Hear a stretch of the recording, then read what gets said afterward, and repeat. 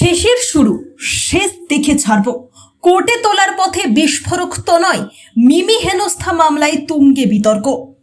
বনগাঁ মহকুমা হাসপাতাল থেকে আদালতের তোলার পথে বিস্ফোরক মন্তব্য করলেন অভিনেত্রী মিমি চক্রবর্তীকে হেনস্থার ঘটনায় গ্রেপ্তার হওয়া তনয় শাস্ত্রী।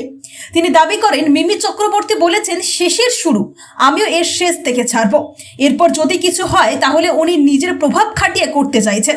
তার এই মন্তব্য ঘিরে নতুন করে চাঞ্চল্য ছড়িয়েছে।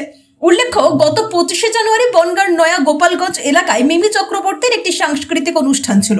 অভিযোগ, অনুষ্ঠান নির্ধারিত সময়ের তুলনায় দেরিতে শুরু হওয়ায় রাত 12:10 নাগাদ অনুষ্ঠান বন্ধের ঘোষণা করা হয়। এতে অপমানিত বোধ করেন অভিনেত্রী। পরদিন বনগাঁ থানায় লিখিত অভিযোগ দায়ের করেন তিনি।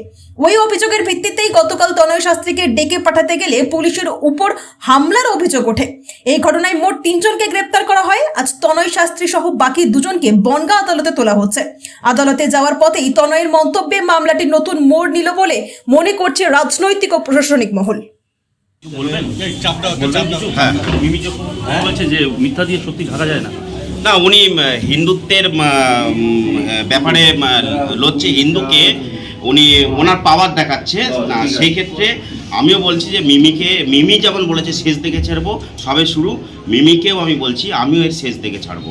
ঠিক আছে, বলছেন যে উনি কোনোদিন জীবনে লেট করে যায়নি। আপনি সেটা আমি প্রমাণ দেখাতে পারবো, প্রচুর রকমের প্রমাণ আছে, আর ভিডিও ফুটেজ আছে, অনেক কিছু আছে, আমি সেটা দেখিয়ে দিতে পারবো। ঠিক আছে, আর ইন্ডাস্ট্রিতে কে কি ওকে জানে, কে কি বলে, সেটা আমার দেখার দরকার নেই।